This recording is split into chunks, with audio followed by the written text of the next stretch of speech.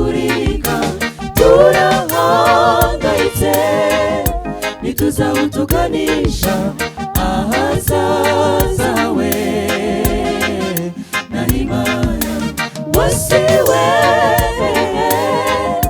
ukiremwa wari mwiza ariko dore ubu urahuzagurika turahangayitse ntituzahutuganisha ahazaza hawe n'Imana inzara indwara z'ibyorezo iby'iki gihe ko bikabije isi irajya he ubutayu bugeze hose tugane he ubutaka nabwo ntibukitwerera none tugane he arabitwa ko bakomeye barugarijwe araboroheje mugenzi bose ni kimwe iby'ubukungu ku isi yose ntibikizewe dore n'ibihugu by'ibihangange biratinye wasiwe ukiremwa wari mwiza ariko dore ubu urahuzagurika turahangayitse ntituzahutuganisha ahazaza hawe n'Imana wasiwe ukiremwa wari mwiza ariko dore ubu urahuzagurika turahangayitse ntituzahutuganisha ahazaza hawe n'Imana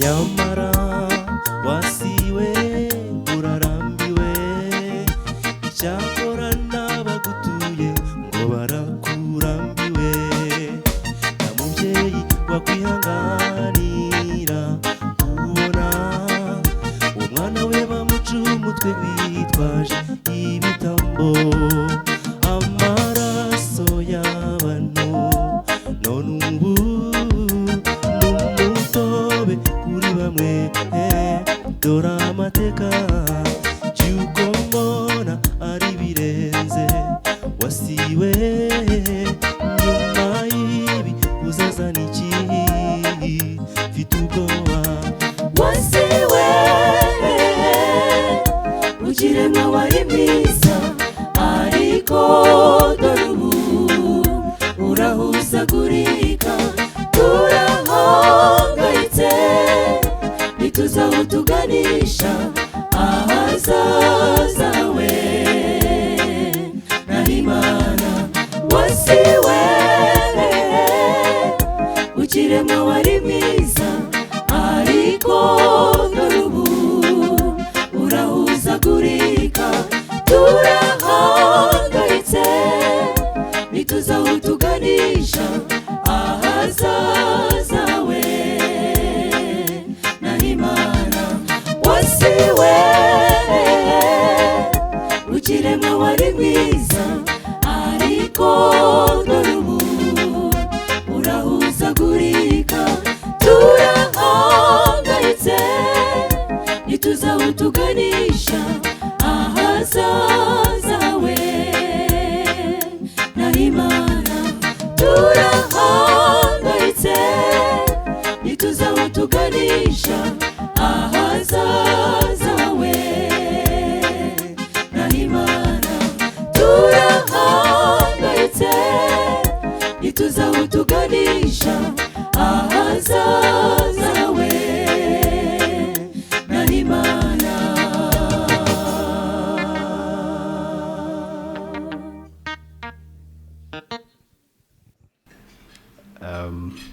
mwaramutse.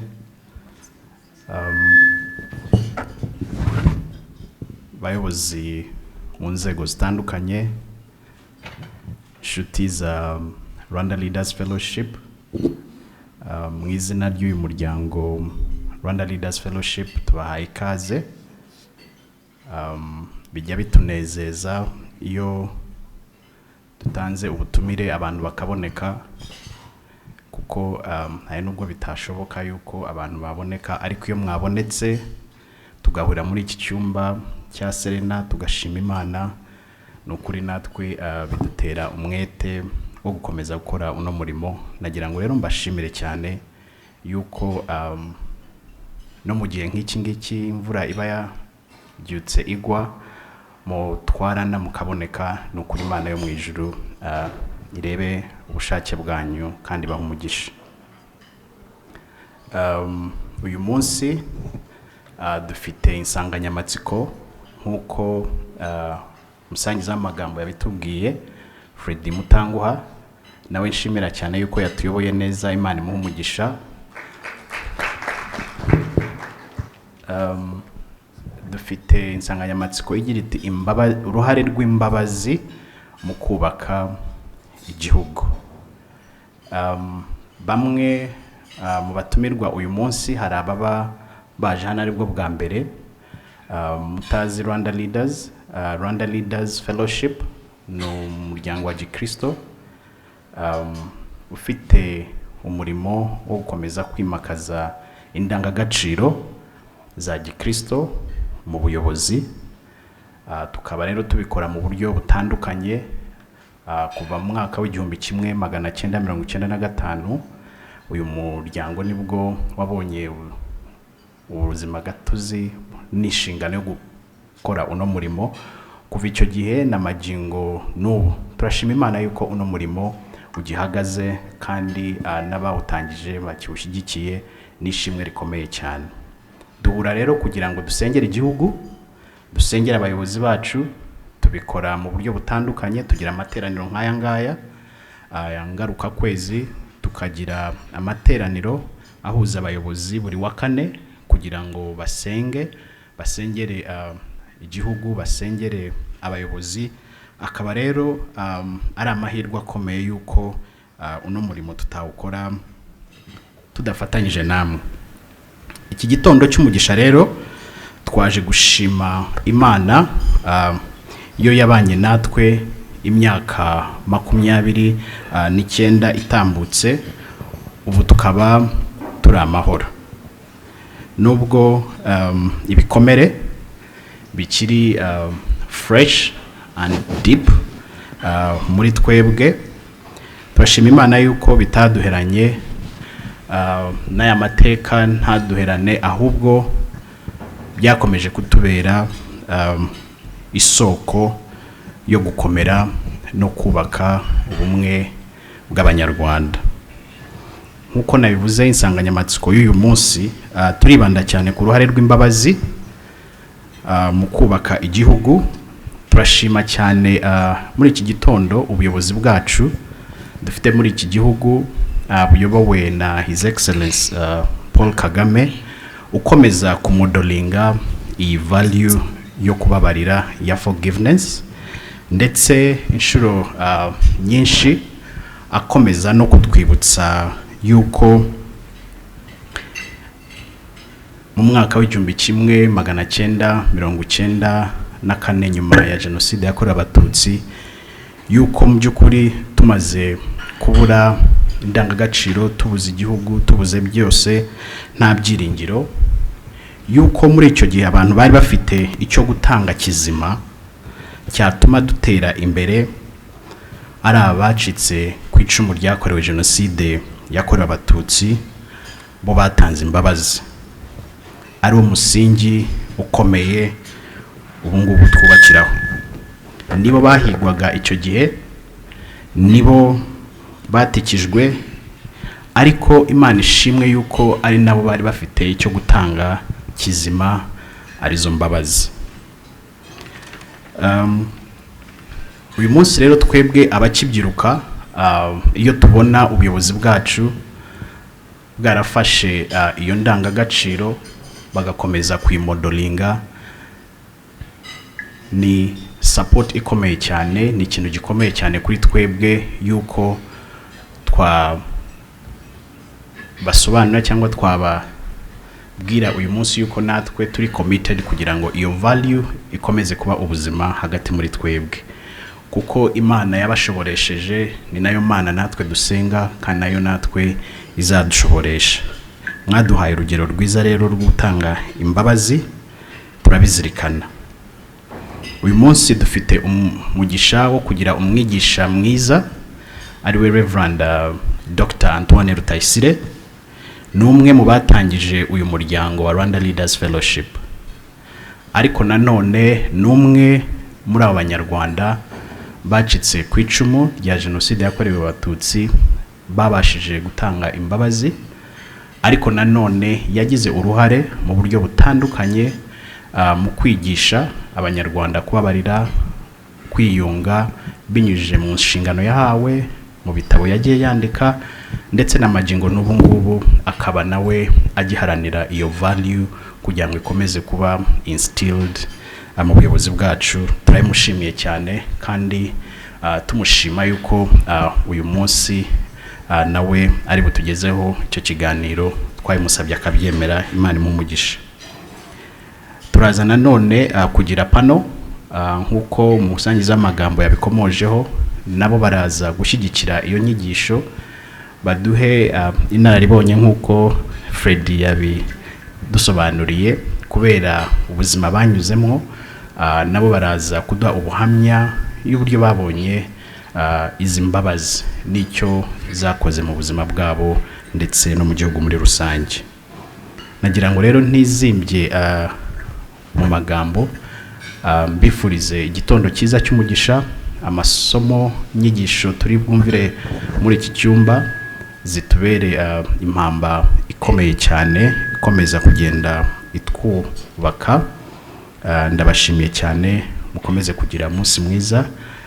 Reka rero nk'uko babinsabye senge, hanyuma dukomeze gahunda nk'uko Bwana Freddy Mutanguha yari yabidusobanuriye.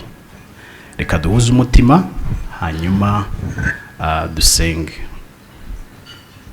Uwiteka Mana igira neza, turagushimye kuri Imana yumva gusenga kwacu.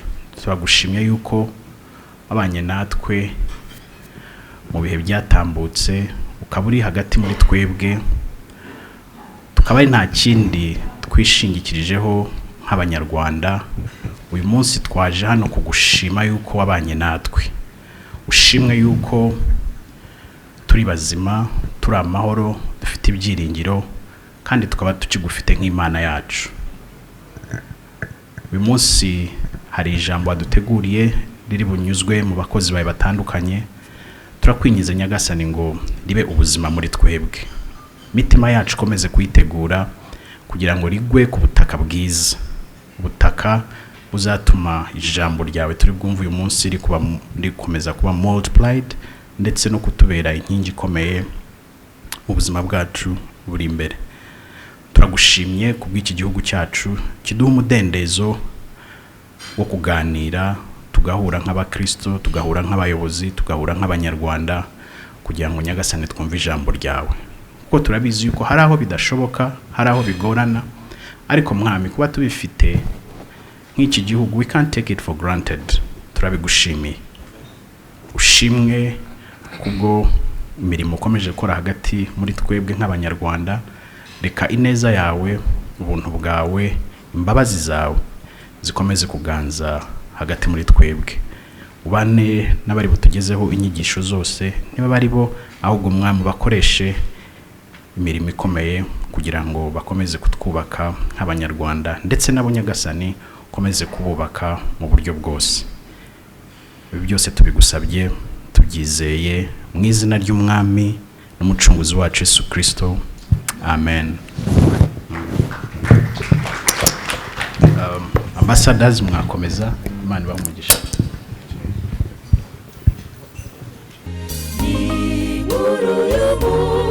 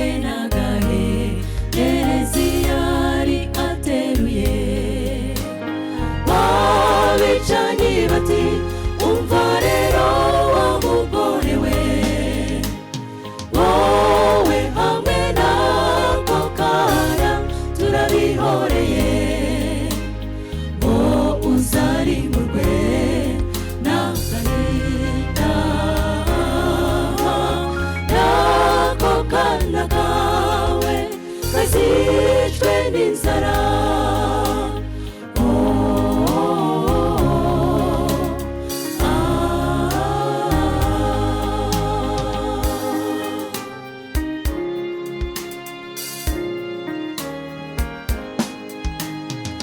Buryo namba bwari gutuma abo babiri badapfa. Nawe mbwira ni gute bajyaga kubaho. Ariko umva yewe, Imana ariyo nyir'ubugingo, yari yarazigamye kubaho kwabo mu kiganza cyayo. Yarategetse iti baho, maze nabo babaho, kugeza n'ubu bariho kubw'iryo jwi ry'Imana ngo baho. Iminsi, ibyumweru, amezi, imyaka, kugeza n'ubu bariho kubw'iryo jwi ry'Imana ngo baho. Urugendo utasobanura uko rwagenze n'ibyumvikana, kugeza n'ubu bariho kubw'iryo jwi ry'Imana ngo baho. Uwiteka nahimbazwe, we utegeka bigakoreka, kugeza n'ubu bariho kubw'iryo jwi ry'Imana ngo baho.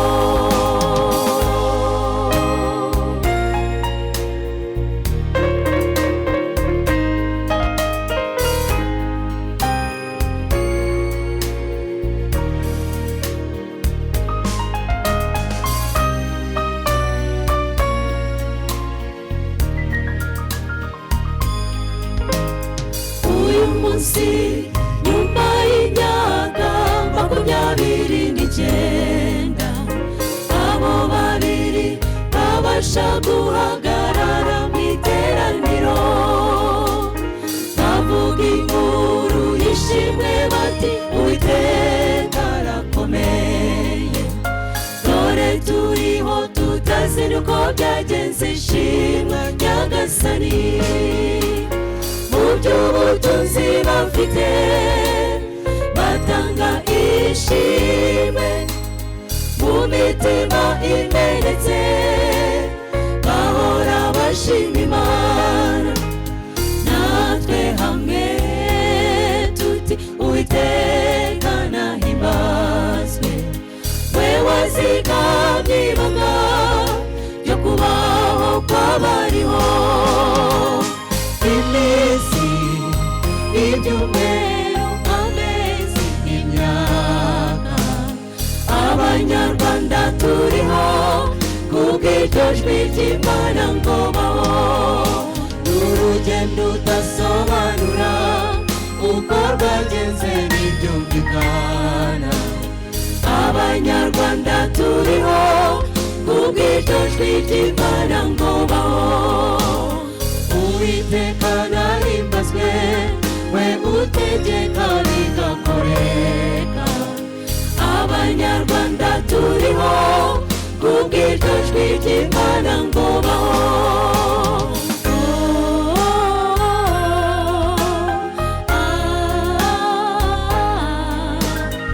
Abakiriho turiho kubw'iryo jwi ry'Imana ngo baho.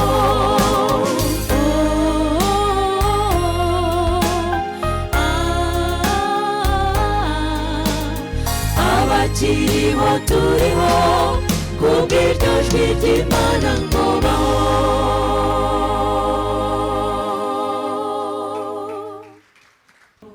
Abanyarwanda turiho. Amen. Nabonye abantu benshi bafashe mushwari barimo kwihanagura. Abagabo twebwe babitubujije kuva tukiri abana, ngo amarira y'abagabo atemba ajya mu nda.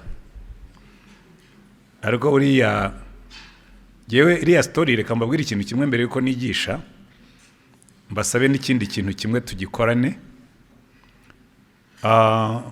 Mfite umwana duherutse gushyingira twareze, abicanyi baraje bica se, bica nyina, bica bakuru be, hanyuma musaza we arabasiga. Kari akana kari tuberenti cyane, kabaciye hagati y'amaguru kariruka, ntibamenya aho kanyuze. Ako kana kari gatoya baravuga ngo akako mukihorere kazicwe n'inzara. Bagasiga hagati y'intumbi, mukuru we wari bamukubise ikintu ku mutwe umera nk'uwasadutse bazi ko yapfuye. Hanyuma Imana iravuga ngo baho, arazanzamuka aragaterura babaho. Dushima Imana. Amen. Nimuhaguruke twibuke abacu ko turacyari muri context yo kwibuka umunota umwe. Kereka niba babikoze ntaraza ariko kandi ndumva ndi mubaje kare. Buriya jewe nkunda kwibuka. Mu bintu nkunda kwibuka. Kandi ndababwira impamvu ebyiri tugihagaze hanyuma ducecekeye. Kuko jewe papa bamwishe muri 63. Noneho tukajya tujya kwiga ugatinya kuvuga yuko bamwishe. Kabuza ngo papa wabaho utoya yarapfuye. Yishwe n'ikize. Yararwaye arapfa turamuhamba kandi nta nubwo tuzi aho yaguye. Kubaho udashobora no kuvuga agahinda kawe. Kamara imyaka ugakura ugafungiranye, ugakura ukabitse mu nda. Hanyuma ukazagiza igihe bakakubwira ngo noneho ushobora kwibuka ukanavuga ko bapfuye. Rero ni ikintu gikomeye cyane. Utaranyuze muri iyo periode yo gufunga umutima ntashobora kumva imbaraga zo kwibuka.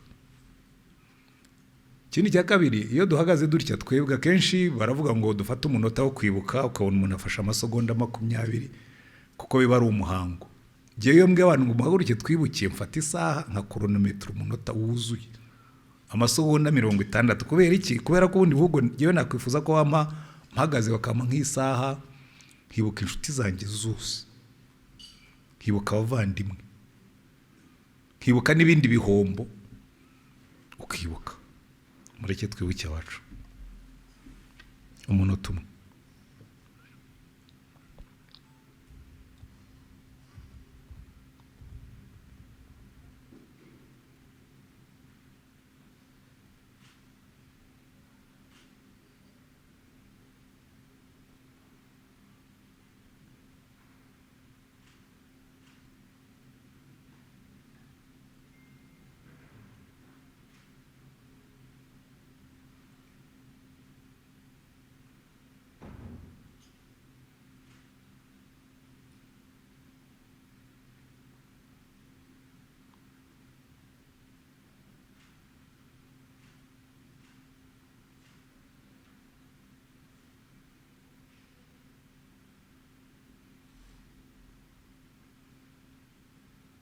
Murakoze, mushobora kwicara.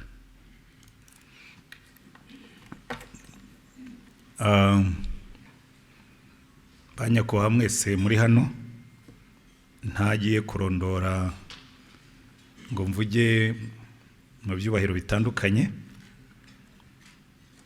Nongeye kubasuhuza kandi mbashimira. Nubwo chairman wacu yabikoze ariko reka nanjye nongereho agakeregeshwa kanjye, kuko nanjye nigeze kuba chairman ubwo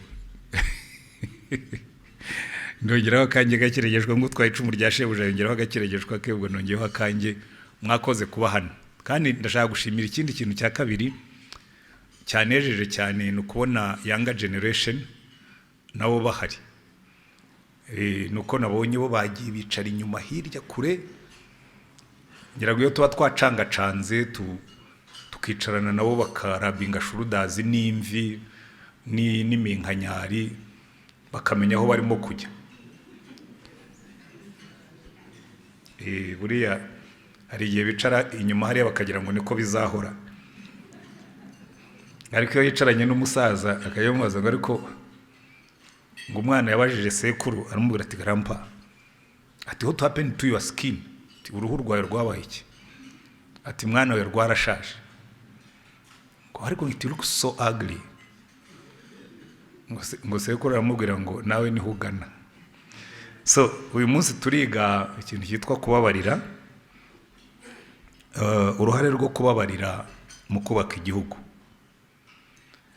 Buriya muri Bibiliya nahoze nkoramo ubushakashatsi, muri Bibiliya tubona ingero nyinshi n'amagambo menshi avuga ku kubabarira akaruta avuga ku kwihana, uretse ko kwihana byo ni inyigisho ya Bibiliya, ni nayo basis, niyo fondation. Noneho namaze igihe nibaza rero kuki Imana itinda cyane kuri iri jambo ryo kubabarira. Nza gusanga kubabarira burya ni urufunguzo rw'imibereho, kuko buriya natwe imibereho yacu yubakiye ku mbabazi z'Imana gusa. Kuko ubundi Imana iyo ibitaratubabaririye ngo yihangane yirengagize irenzeho, ntabwo twari kuba tukiriho. Yewe natwe dukijijwe, njya mbibwira abantu, njyewe ndi honest with myself, ntabwo njya nkunda kwiyambika akamasike keza, kuko ibyo bintu abantu barabikora. Kera twigeze kwiga texte y'umugabo witwa Nathaniel Hawthorne, abakunda gusoma muzayishake iyo short story yitwa The Minister's Black Veil. Umupastori yaragiye mu gitondo kimwe, yaje mu materaniro yambara akavware k'umukara akambara mu maso. Noneho abantu bakibaza ati kuki pastori yambaye black veil mu maso?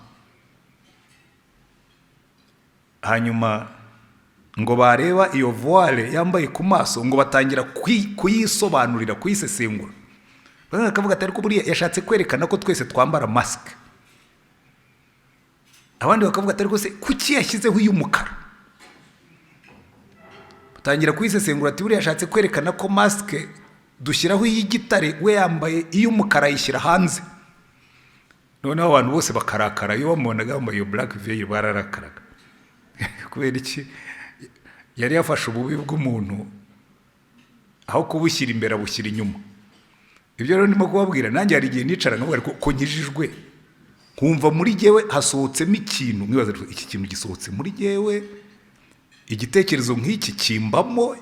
Buriya umutima w'umuntu ni ishyamba ririmo inyamaswa nyinshi nawe udashobora kwemera ko zikubamo. Uzabe honest with yourself, mbese we kwibabarira, we kwihishira, uzatangazwa n'ibikubamo. Kandi numara gutangazwa n'ibikubamo, nibwo uzumva imbaraga z'imbabazi z'Imana. Imana ikamfata n'ibyo bisimba bimbamo, ikandeka nkahagarara imbere y'abantu bayo nkababwiriza, kwezi nuko twikiriwe n'imbabazi. Noneho yarangiza ikatubwira ngo rero niba mushaka kuba abana banjye muse nanjye, namwe mugira imbabazi. Niyo mpamvu uriya Yesu yigisha muri Matayo yarababwiye ngo umwanzi wawe ntukamuvume, ahubwo ujye umusabira umugisha.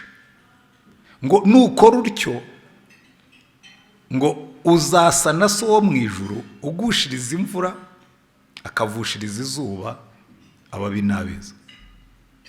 Burya twese tubaho kubw'imbabazi z'Imana. Utabyumva n'utajya yireba mu mutima. Kandi ibyo bibabwira, narakijijwe, narihannye, nta n'ibyaha nigaraguramo, ariko ibimbamo byonyine birahagije. Atari imbabazi z'Imana ubundi nagombye kuba disqualified. Nanjye mfashe black veil nkayambara inyuma, Imana ikavuga ngo reka mpindurize Rutayisire mbere cyo kwasi imbere, mwakwirukanka ko muri gihe habamo ibinyamaswa byinshi. Singiye kubivuga amazina mutamenya uburyo ndi mubi, mujye mukomeza mwibeshye ko ndi mwiza, ko ntacyo bintwara nibura mbigenderaho. Ndagira ngo kugira ngo dushobore kumva imbabazi, reka tubanze twige ikintu cyitwa anatomy y'umutima ukomeretse, the anatomy of woundedness. Turasoma amagambo dusanga mu Baheburayo ibice 12, kandi mu mure sindi butinde cyane, nubwo iyi topic bampaye kwigisha, ubundi iyo nyigezeho ndarondogora ndiyizi. n'icyo nacyo ni ikindi kinyamaswa kiba muri gihe, ariko abasaza bose umenya kibabamo. Uko ugenda usaza niko wongera no kurondogora, kuko ufite ibintu byinshi uba ushaka ko abantu bumva. Abaheburayo igice cya 12 kuva ku murongo wa 14 baravuga ngo mugire umwete wo kubana n'abantu bose amahoro n'uwo kwezwa, kuko utejejwe atazareba umwami Imana. Mwirinde hatagira umuntu ugwa akava mu buntu bw'Imana, kandi hatagira umuzi wo gusharira umera ukabahagarika imitima, abenshi bagahumana. N'uwo murongo ushaka kuvugaho. Nushaka kumva anatomi y'umutima ukomeretse, uzasoma uyu murongo umara igihe kinini uwutekerezaho. Imana iravuga ngo mwirinde hatagira umuzi wo gusharira umera. Ahandi mu gitabo cyo gutegeka kwa 2 Imana iravuga ngo mwirinde hatagira ikishi kimera muri mwe, hatagira umuzi w'ikishi. Umutima ukomeretse, hano Bibiliya yatubwiye ngo utera ibintu bibiri. Icya mbere utera guhagarika umutima. Umuzi wo gusharira, iyo umuntu yakubabaje ugasharira mu mutima. Ndagira ngo muhaze mwumve ikintu cyitwa umuzi wo gusharira, kuko umuntu wese iyo yaguhemukiye urasharira wese, niyo kaba ari akantu gato urasharira. Niyo mpamvu Pawulo yandikira Abefeso yarabwiye ngo nimurakara izuba ntirikarenge mukirakaye, kuko iyo izuba rirengeye ku mujinya wawe hameramo umuzi wo gusharira. Kandi umuzi wo gusharira ukatubwira ngo iyo wameze ugira ingaruka zikomeye cyane. Ingaruka ya mbere uguhagarika umutima. Buriya abantu benshi, ubushakashatsi bwagaragaje ko hari indwara nyinshi abantu barwara zitewe n'umuzi wo gusharira. Blood pressure, palpitation, mitima iteragura, kudasinzira, rimwe na rimwe n'ibifu n'ibindi. Hari indwara duterwa n'umuzi wo gusharira. Yewe hariho na za system umuntu, hari ibintu umuntu arwara umuzi wo gusharira.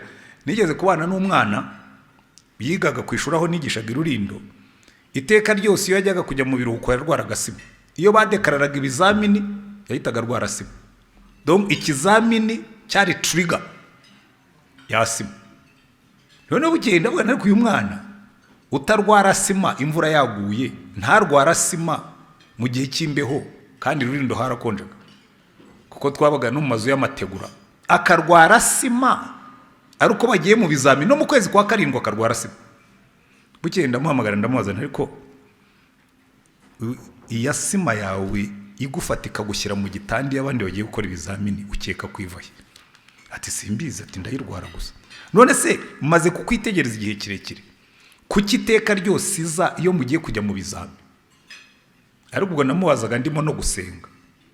Burya twebwe dukora diagnostic tubaza n'Imana, uyu mwana ndareba hehe. None numva Imana imaze ngo niki kigutera ubwoba iyo ugejeje igihe cyo kujya mu bizamini? Ndabona ngo niki kigutera ubwoba iyo ugiye utinya ibizamini? Atoya, yari n'umuhanga. Niki se kigutera niki kigutera ubwoba? Arambwira ati rero ngiye kukubwira ikintu nti ati kintera ubwoba, ati iyo tugiye kujya mu bizamini, ati nibuka ko ngiye gutaha nkajya iwacu. Iwanyu se habiki? Arambwira ati ikintu cya mbere mbabazwa nuko papa yataye mama, ati ibyo bikanzanira amarira menshi, ati nkarara ndira, ati kandi iyo ntangiye kurira atasimihitiza. Ati cya kabiri ntinya kubwira mama ngo ampa amafaranga kuko nzi neza ko ntayo bafite. Ati iteka ryose iyo ntekereje ko ndi ikibazo, ati mpita numva kwiga kwanjye ni ikibazo kuri mama, kandi kwiga kwanjye binyibutsa ko data yadutaye, bikantera kurakara, bikantera kurira, bikantera kubabara, nkarwara sima. Ndamusengera ndamubwira none guhera uyu munsi reka nkufashe, ntuzongere gutekereza ko mama wawe azatanga amafaranga. nzajya nkwagucyura nkuye nazakugarura kandi uzajya usanga minervari yawe narayishyuye. Ubyemere cyangwa kubyemera, uwo mwana ntiyongeye kurwara sima. Kuko hari n'abandi bantu benshi barwara, nagenda baha n'ingero namwe bamwe bashobora kuba bazizi, ariko hari abantu benshi barwara kubera umutima urara ucunda amaganya, ugacunda umujinya. Na Bibiliya bivuga neza mu Migani 17 umurongo waho wa 22 haravuga ngo umutima unezerewe ni umutima mwiza, ariko umutima ubabaye utera konda. Iki ni ikinyarwanda gikomeye benshi batumva. Umutima ubabaye utera konda, ni ukuvuga ngo utera umuntu gushonga. Ukajya ubona umuntu yarashonze yarakobanye, uyu muntu ko ashonga arimo arazira iki? Umutima ubabaye, umutima ukomeretse utera konda, utera kumeritinga. Donc konda ni ukugenda ushonga abantu ntibamenye icyo uzira. Bibiliya ikatubwira ngo mwirinde ntimwemerere umuze wo gusharira kumera muri mwebwe, kuko uzabatera guhagarika umutima. Donc mu yandi magambo, uzabatera kurwara, uzabatera konda, nurangiza ubicira imibanire. Iyo ni ingaruka ya mbere. Kuko mu Migani 19 nanone umurongo waho wa 18 umurongo wa 19 aravuga ngo umuntu ubabajwe n'uwo bava indimwe, kumugorora biraruhije biruta guhindura umurwa ukomeye, kandi intonganya zabo zimeze nk'ibyuma byugariye ibihome. Meaning ngo umuntu wakomeretse yifungira ahantu akarema gereza akayituramo, no kugira ngo uzongere umusubize muri good relation, mu mibanire myiza n'abandi. Umutima ukomeretse ukabimubuza. Aha rero niho turi bwumve imibereho y'Abanyarwanda n'imibanire yabo, kuko hari abantu benshi bifungiye muri gereza biremeye, atari bo bayiteye, ariko kubera ibyo bakomerekejwe, ibyo bahemukiwe, noneho akarema gereza ahungiramo. Cyane cyane yuko n'uwo mutima ukomeza ukakubwira ngo witonde, kuko bashobora kugutoneka. Witonde ntuzifungure kuko bashobora kugutoneka. Aha niho muzumva expression njya nkunda gukoresha, mbwira abantu ngo cyane cyane nkatwe turi muri leadership, iki gihugu dutwaye ni ambulance, ntabwo ari bus. Kuko Abanyarwanda barakomeretse, ndaza kubibereka ningera kuri point ya 2. Barakomeretse kandi ibikomere byabo biva kera, kandi rimwe mu bintu abantu bibeshyaho bibwira yuko ibikomere bishirana n'igihe, ariko siko bigenda. Ahubwo ibikomere byo ku mutima bimera nka papier hygienique bashyize mu mazi. Iyo ukinaga mu mazi kwitangira ubuyibona ireremba hejuru, uko iminsi ishira ikagenda iyengera muri ya mazi, ku buryo no kuzayikuramo bigorana. Ariko iyo papier hygienique ikolora ihibara y'amazi, ndetse rimwe na rimwe ikanacayuka ikajya hasi, warebera hejuru ukabona amazi ari meza. Igeni muzumva kenshi mbivuga, Abanyarwanda turacayuka cyane, turacayuka pe, turacayuka ntunamenye ko ari twebwe. Muri 73 gihe nari muri sogondere, nigaga mu wa 3 muri sogondere. Noneho abandi banyeshuri twigana baratwirukana. Ku itariki ya 5 z'ukwa 7 Habyarimana akora kudeta. Ku itariki ya 6 twese twari twacayutse, twacururutse, twicaye ku ntebe y'ishuri twiga tumeze neza. Amezi akurikiyeho ntiwanamenya yuko abatwirukanaga aribo twicaranye mu ishuri twiga. Twari twacayutse twese, ijambo rimwe ryari rihagije, twese twacayutse. kandi no muri 63 reka bariho mpera 63 ngira ngo hari nko ku itariki ya 23 cyangwa 22 Kayibanda yakoze disikuru atanga itegeko ngo abatutsi bose bafite influence bicwe, abize, abafite amafaranga bigeze kuba mu buyobozi. Mu minsi y'icyumweru kimwe gusa hagati ya 23 na 28 records zanditswe n'ibinyamakuru bya The Guardian n'abandi babara yuko hapfuye abatutsi bagera ku 40,000, Gikongoro yonyine ifitemo 20,000. Kayibanda yavuze disikuru bise ngo niyo kuna muri 10 ku itariki ya 28 bihita bihagarara, turacayuka. Abanyarwanda rero turi ubwoko bucayuka cyane, ariko kuba twacayutse ntibivuga bivuga yuko twakize. Irika se kuki mujya kure? Fata genocide yakorewe abatutsi, bamaze kudekarara leta y'ubumwe kuri 19 z'ukwa karindwi. Following day abakoraga genocide bose bari babaye abana beza bacayutse. Buri iyo tutabafata ngo tubafunge bari gusubira muri society rwose ntunamenye ko byigeze bibi, kuko burya abanyarwanda n'ubwoko bucayuka vuba.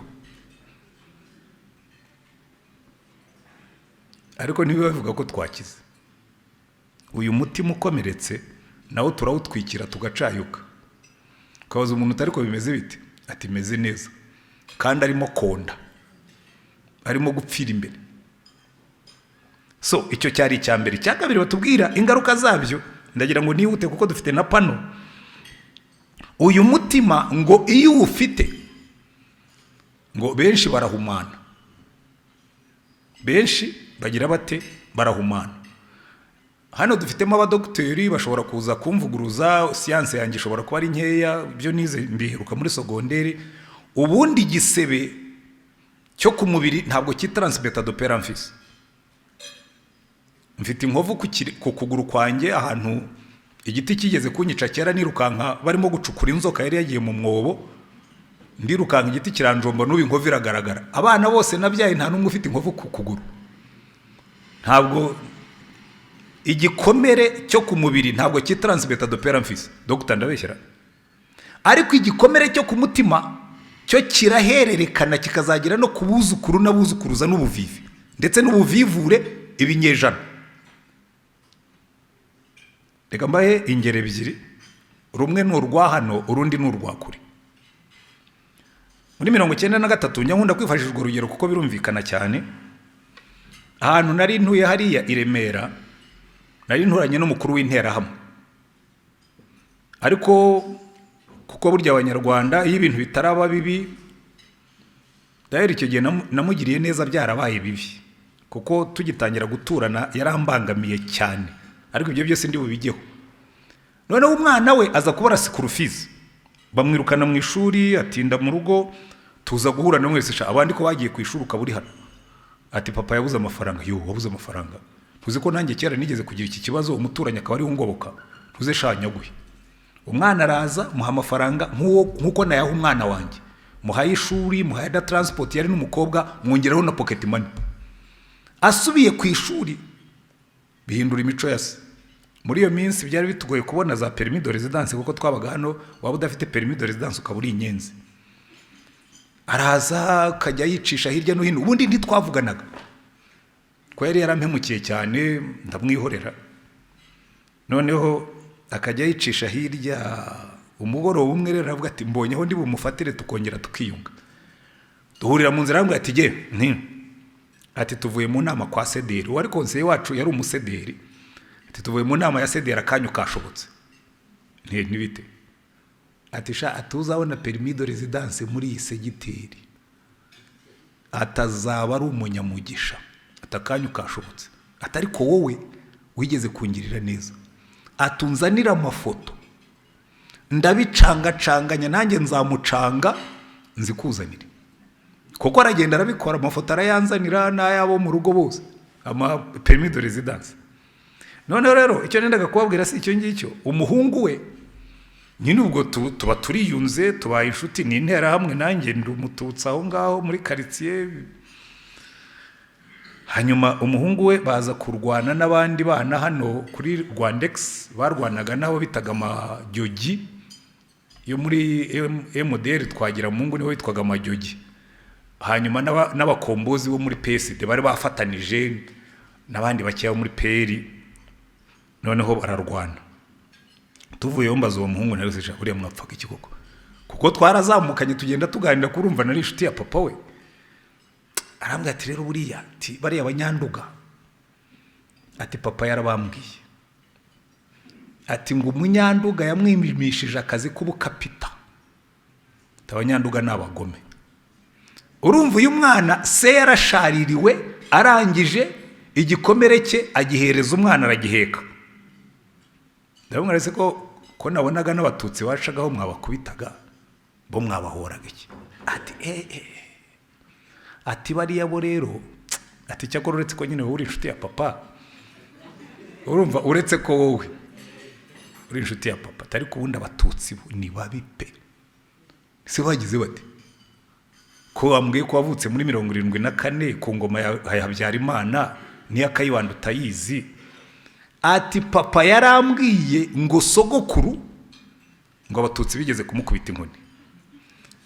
Urumva wa mutima wanduza abandi. So uyu mwana atwaye umujinya wa generations ebyiri, arimo ararwana n'abanyanduga kuko ngo se bamwimye akazi k'ubukapita, arimo arakubita abatutsi kuko ngo bamubwiye ko sekuru ngo umututsi yigeze kumukubita ikiboko, kandi icyo kiboko ni umuzungu wabaga ategetse ngo bagikubite.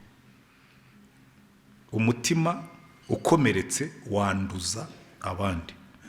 So we transmit our wounds to the next generation. Niyo mpamvu nabashimiraga ko mwazanye ruriya rubyiruko, kuko natwe uno munsi ruriya rubyiruko umva mu mbeshye cyangwa mu mbwiza ukuri, ruriya rubyiruko rwariye uburozi kandi bwavuye muri twe. Ubundi benshi mu bicaye hariya n'ibyo bintu by'ubuhutu n'ubututsi n'ibiki ntabyo bari kumenya, kuko abenshi bicaye hariya ndabonamo n'abana biwanjye bavutse nyuma ya 94, ibyo by'ubuhutu n'ubututsi ntabyo bazi. Ariko bari ubabajije ukavuga ati muri abaki bakubwira ibyo ari byo, babibwiwe nande? Natwe twarabaroza. Kandi urebe ikibazo cy'uburozi tuhaye next generation. Niba natwe jewe ndamutse mvuze ngo nangaga abahutu ndaza no kubigeraho, naba mfite impamvu, kuko 63 bishe data baradusahura baradukenesha, 73 banyirukanye mu ishuri, 83 banyirukanye muri university banyohereza kwigisha muri tronkome, 90 kugeza 94 baradutoteje mu gihugu. Urumva je naba mfite n'impamvu nkavuga ngo kubera ko umwana wavutse nyuma ya 94 yambwira ngo yanga umuhutu cyangwa umututsi kubera iki? Transmission of wounds, ibikomere duhererekanya. Mwakoze kuzana younger generation kugira ngo nze kubabwira neza. Mpora mbibwira urubyiruko nkababwira ngo n'abana banjye bicayemo hariya, muzanyigireho ibifite umumaro, ariko ibikomere byanjye ni mubimparire nzapfane nabyo jyenyine. Romoruke nzabapfunyikira muzakuremo ibyo ngibyo mubijugunye muvuge ngo iyi romoruke, ibi bikomere, izi nzangano ntacyo bizatumarira, byo turabisiga inyuma. Ariko bamwe murabiriye imfusinga mukabwira abana ngo ntuzavugane n'abariya, ngo ntuzashakane n'abariya, ngo ntuzagendane n'abariya, ukanabivuga. Parents, you are laying landmines on our journey. Iyo wigishije umwana wawe kwangana ntabwo uzi icyo uwo mujinya azawukoresha. Urimo urataba mine ku muhanda tuzagenda hejuru. Hari igihe uzasaza ruriya rubyiruko rwarwanye utari ubashe no kwiruka. Jewe nabanye na nyogokuru akayambwira ati mwana wanjye, ati wangiriye umumaro, ati nurongora ukambyarira umwana nkamufata mu ntoki, ati wenda uwo munsi nzapfe. Narongoye muri 90 mu kwezi kwa 8, urugamba rwo kubohoza igihugu rutangira mu kwezi kwa 10, nyogokuru yapfuye ahunga kubera umunaniro n'umwuma. Wenda iyo tuba tutarashyize za landmine mu nzira, yashoboraga no kwisazira nyuma yaho, wenda yabonye umwana wanjye. Njye mbibwira abantu urubyiruko nkabwira muzanyemerere abuzukuru bo narabonye nzabone nabuzukuruza ntimuzarwane nkiriho. Ariko kugira ngo ibyo bizabe ni twebwe turimo kureyinga landmines on the path of the future. Turagenda tubibaza mine ngo mwana wanjye ntukavugisha mwana. Ubundi kwisi haba ubwoko bubiri gusa, abantu beza n'abantu babi, kandi across the border baba bahari. Murambibwira abantu bakandakarira, hari abatutsi barongoye abatutsikazi barabahemukira n'abandi barabahemukira, hari abahutu barongoye abahutukazi barabahemukira n'abandi barabahemukira. Ntabwo ubuhemu bugira ubwoko, ubuhemu buba mu mutima w'umuntu, ntabwo ari ubwoko. Jewe cyanyemerera twese tukiga gutekereza neza, tukagira abanyarwanda beza n'abanyarwanda babi, tugakora amoko abiri, tukajya tubwira abafite ingengabitekerezo mbi, zo kwangana, zo gupfobyana, zo gusenya, zo kwambura, zo gusahura, tukabwira ngo bariya ni ubwoko bubi, hanyuma abandi twe tuzaba ubwoko bwiza, twe tujye dushakana, tujye tuganira, tujye dusangira. Ubundi otherwise it's very illogical. Reka mbaho urugero rwa kure kugira ngo noneho ninjire mu mbaraga zo kubabarira no kubaka igihugu. Muzi mu gitabo cya Esteri mu gice cya 3 habamo umugabo witwa Hamani mwene Hamadata w'Umwagagi, the Agagite. King Agag yari yarapfuye ku ngoma ya Sawuli, yishwe na Samweli, kuko wenda ubwo ni na Sawuli kuko niwe wari wamutsinze ariko ntiyamwica, yari yamwibikiye ngo aze kwereka abaturage yuko nawe yatsinze urugamba. Hamani, hagati ya Hamani na sekuru wa sekuruza wa sekuruza witwaga Agag haciyemo imyaka igera kuri 700. Ariko yumvise yuko Moridekayi ari umuheburayo, aravuga ngo ntabwo bihagije kwica Moridekayi wansuzuguye, ngomba kurimbura ubwoko bwose. Muzasubira inyuma abakunda gusoma amateka murebe intambara y'Abaserbe n'Abakorowate. Historically yusubiye inyuma usanga iyi ntambara yatumye Abaserbe n'Abakorowate bagirana ibibazo. Ejo bundi muri za 90 yatangiye mu 1248. Abantu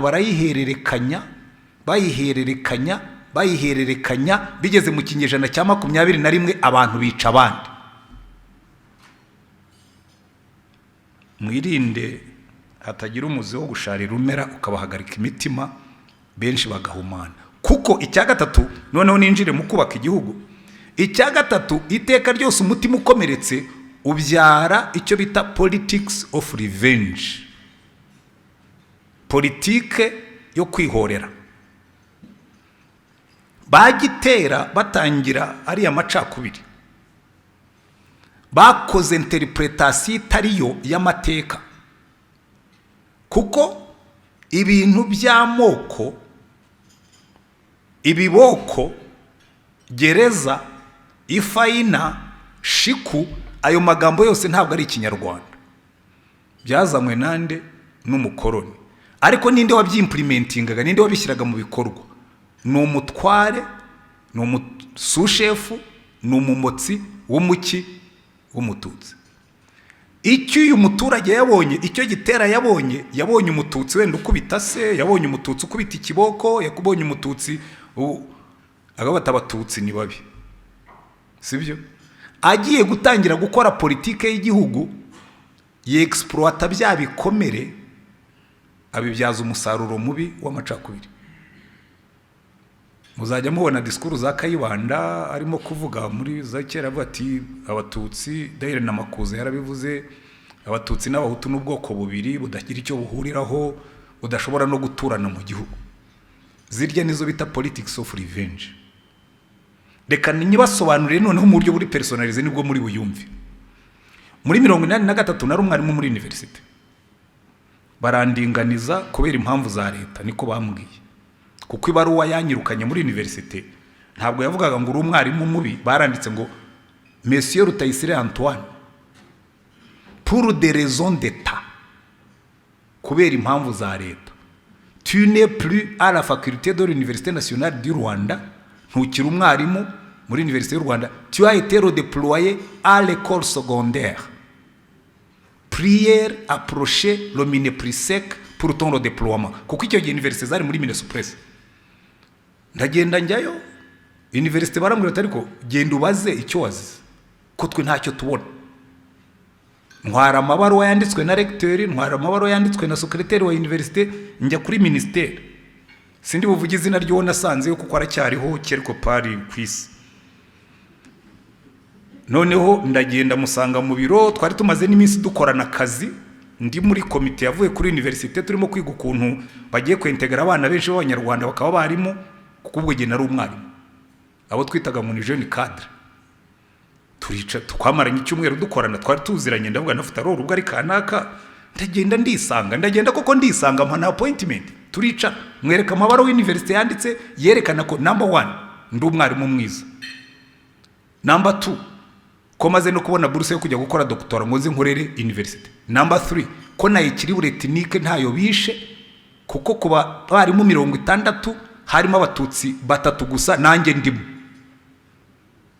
Aricara arandeba araseka arambwira ngo ariko sha ngo iminsi tumaze dukorana najyaga mbona uzubwenge.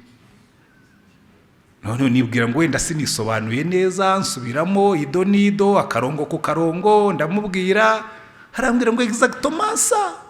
Harundi twari dufite same case ariko ibyo bari babikemuye. Arambwira ngo exactement ça, ngo nyine nibyo, ngo il n'y a pas de cas identique pour deux individus différents.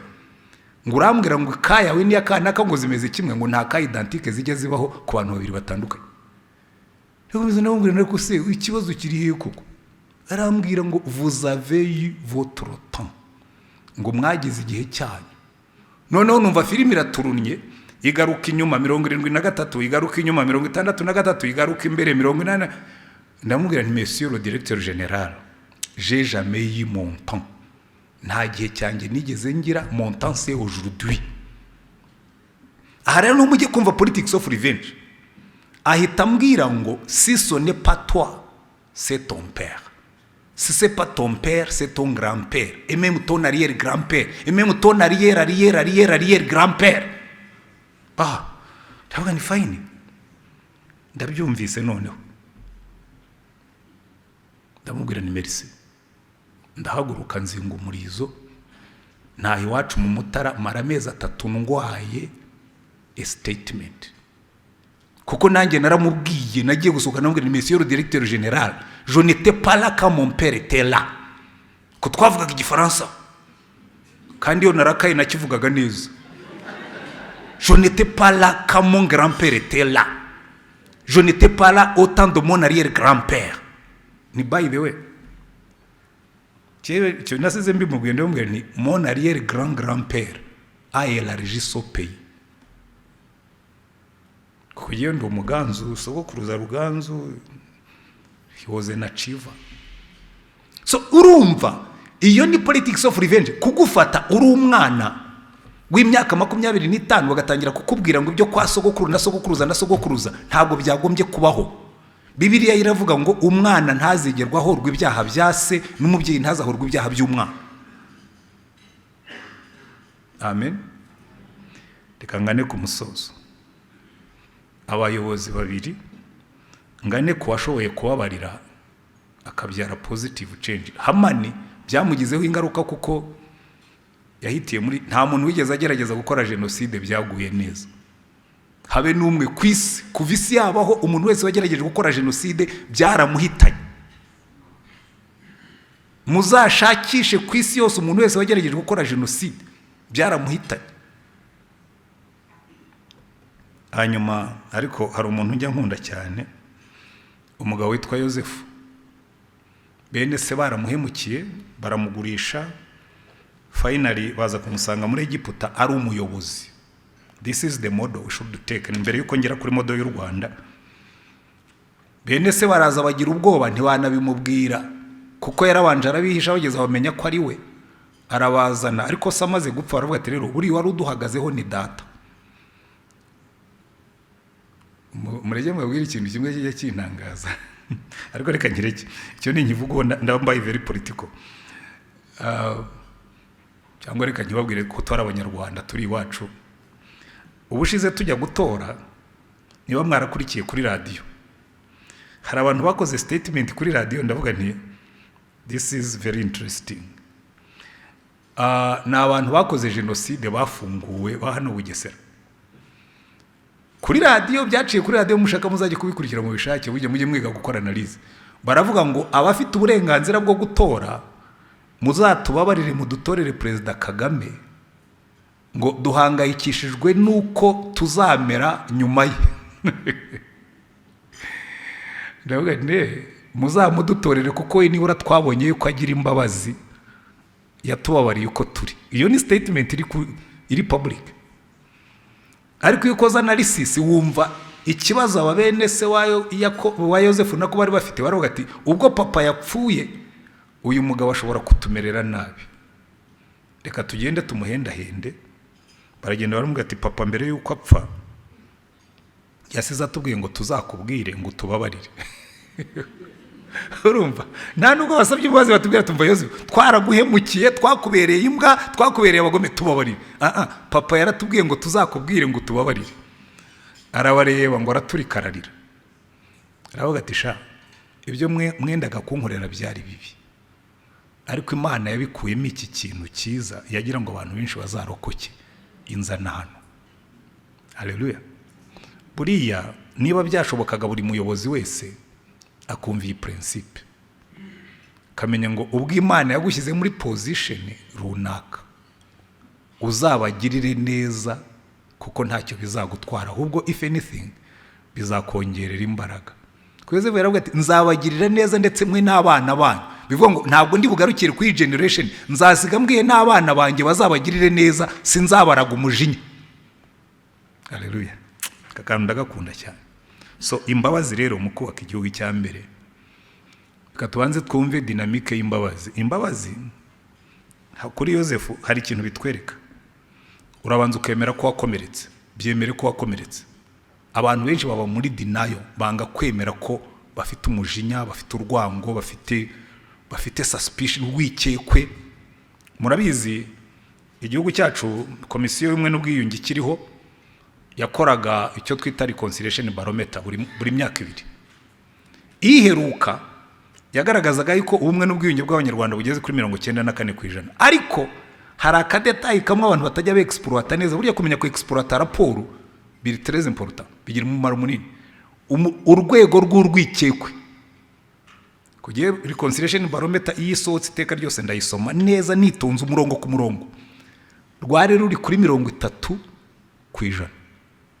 Bivuga ngo ku bantu babajije 94% baravuga ko dushobora kubana neza, tugakorana neza, dufitanya amahoro, peaceful cohabitation. Ariko iyo bigeze ku masantimo ntabwo tubizera, harimo 30% bya suspicion, urwikekwe. Rurya rwikekwe rero ruva mu mutima ukomeretse. Aha niho tugomba gushyira umwotso, kuko urwikekwe iyo ntakwizera, mbwira n'umwana wanjye ngo ntazakwizere, tugakomeza tukabana muri tubana mbazi. Buriya leadership ya Yosefu narayikunze, aravuga ngo nzabagirira neza, not only this generation, n'abana banyu. Bivuga ngo nzasiga mbwiye abana banjye ngo uko nabagiriraga neza nabo bazabagirire neza, ntabwo nzaraga umujinya abana banjye. Amen. So ariko ibyo kugira ngo bigereho nuko banza ukemera ko wakomeretse. Wamara kwemera ko wakomeretse, ukemera ko hari n'uwagukomerekeje. Ariko kubera ko ukiriho, ukemera ko ntacyo byagutwaye nubwo byaguhombeje abantu n'ibintu. Ukavuga ngo nge nzaba mwiza, sinzishushanya mu ishusho y'abampemukiye. Buriya nibyo Yosefu yakoze. Kuko nimushaka kumenya aho Yosefu yakiriye, ni nawe ngiye kurangiza mwihanganeho gatoya. Iminota yanjye ndimo ndayibara, ariko bikabyangoye ibintu kubivuga biragorana. Uze kuvuga ibintu ukunda bakakubwira ngo bivuge mu magambo make, ni igihano. Ni nko kuguha ibiryo biryoshye ngo birye wihuta, wumva wabireka. Yosefu uri icyamukijije agashobora gukora biriya, he was very analytical. Buriya twese turi hano, ngiye rwose njya nicara nkanezerwa. Kimwe mu bintu binezeza no kuba mu Rwanda rwo mu 2023 nyura ahantu hose n'utwana we pastor turagukunda nkanyura kwa pastor turagukunda murimo muranyomora ibikomere by'igihugu nabayemo kimbwira ko kinyanga. Buri cyatumye Yosefu ashobora kubabarira bene se, reka nkibasomere mwumve mu gice cya 41 umurongo wa 50 kugeza kwa 52 ngo nuko Yosefu abyara abahungu babiri inzara itaratera, ababyarana na Senati mwene Potifera umutambyi wo mu mudugudu wa Oni. Yosefu yita imfura ye Manase ati nuko Imana yanyibagije umuruho wanjye wose natewe n'inzu ya data. Uwa kabiri amwita Efurayimu ati nuko Imana yanyororokeje mu gihugu naboneyemo umubabaro. I like this. Mwana wa mbere ati uyu mwana niyitwe Manase kuko Imana yanyibagije, yarandinze, iramperekeza, irampromotinga, none nduwa kabiri kuri Farawo muri Egiputa. Imana yanjye yanyibagije imiruho natewe na bene data. Ariko muri Egiputa nawe yaraboneye akaga, muka Potifara aramufungisha amara imyaka baranamwibagirwa, ariko aho azamukira avuga ngo uwa kabiri ndamwite Efurayimu kuko Uwiteka yampereye ugisha mu gihugu naboneye mu mubabaro. Sibyo Freddy? Buri hari ibintu usoma ukavuga ngo this is the remedy. Iyo umaze gusubiza amaso inyuma ugasanga Imana yarakugiriye neza uravuga ngo yes, bariya nishaka mbababarire kuko nubundi iyandinze cyagiye, nubundi iracyandinze kandi yampaye umugisha, irambwira ngo nimbaho umugisha. Hanyuma mu kubaka igihugu iyo ibyo bikoze ikintu kivamo cyiza cyane. Mu itangiriro igice cya 11 baratubwira ngo abantu bubakaga umunara w'Ibabeli. This is the power of a united nation. Ariko ntabwo mvuga za zindi nations, ndavuga igihugu kiyunze kandi kugira ngo twiyunge nuko haboneka abababarira. Baravuga ngo isi yose yari ifite ururimi rumwe n'amagambo amwe. Hanyuma hepfo baratubwira ngo umurongo wa 5 Uwiteka amanurwa no kureba umudugudu n'inzu ndende abana b'abantu bubatse. Uwiteka aravuga ati dore aba n'ubwoko bumwe n'ururimi rumwe, ibyo nibyo babanje gukora, none nta kizabananira gukora bagishatse. Statement ivuye mu kanwa k'Imana, aba n'ubwoko bumwe bafite amagambo amwe n'ururimi rumwe n'ubwoko bumwe, icyo nicyo babanje gukora, none nta kizabananira kugikora babishatse. This is the power of our nation. Buriya imbaraga z'u Rwanda nahazabaga twavugaga ururimi rumwe, tukaba abanyarwanda, tukagira umwami umwe, tukagendera hamwe, iyi region yose kadutinya. Muzarebe kuva aho twongeye kuvuga ururimi rw'ubumwe n'ubwiyunge, n'ubu twarongeye tugaruka muri iyo line. Ntabwo twenda kwinvading ibihugu bidukikije nk'uko basogokuruza babikoraga, ariko tushobora kubigiraho influence even beyond nituguma muri uyu murongo. Nshima Imana kuko nari kuvuga byinshi, reka ngarukiriza hanga ibindi muraza kubimbaza muri pano. Nshima Imana cyane ku itariki ya 19 z'ukwezi kwa 7 muri 1994 naricaye ntegereza diskuru ubuyobozi bwa RPF buri buze gukora kugira ngo menye niba nsubira mu Rwanda cyangwa nduvamo. Nabwo nimbona batangiye kuvuga imvugo y'amacakubiri no gupyinagaza no kubagize igihe cyabo bagize gute, ndafata discreetly, ndafata urugendo. Icyo gihe byari bicyoroshye kugenda, abanyarwanda bose bari baza bagenda, nzanyerera gakeya mbanze ngende ntunganya aho nzajyana umuryango wanjye, bahamagare bansange iki gihugu tukivemo. Hanyuma numva baravuze ngo leta y'ubumwe bw'abanyarwanda yowe na Pastor Bizimungu yari yarampereye umugore akazi yarakabuze, barimo twagira Mungu ari yasirukokoma premier ministre n'abana b'abagabo, ndumva barimo kuvuga imvugo nzima, reka tujye kugerageza. Barakoze kugendera muri uwo murongo ko batumye ngaruka mu gihugu. Rero nenda kubabwira ngo mureke tuharanire kugenda mu murongo w'abatubanjirije. Nari mfitemo iyindi point cyangwa ebyiri, ariko zo ndaziretse ndaza kubisubiza nitujya muri pano. Ninumva batabimbajije ndi yaranja nze kubigirisamo ahantu. Burya gucitinga nabyo bisaba ubwenge, ariko hari igihe bikora abantu ntibanamenye ko wacitinze. Imana ibaha umugisha.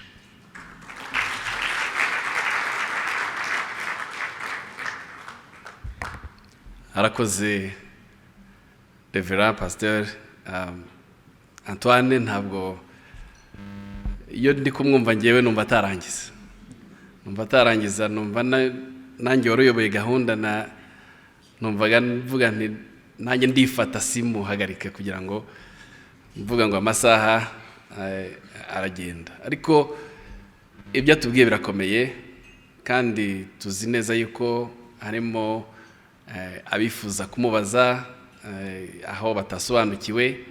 Icyo ngiye nakuyemo nuko bayobozi muri hano dufite urugero rwiza rwa Yozefu atubwiye yuko nushobora kugera ku buyobozi nk'ubw'Imana yaragufashije bizatume ugwa neza, ugire neza.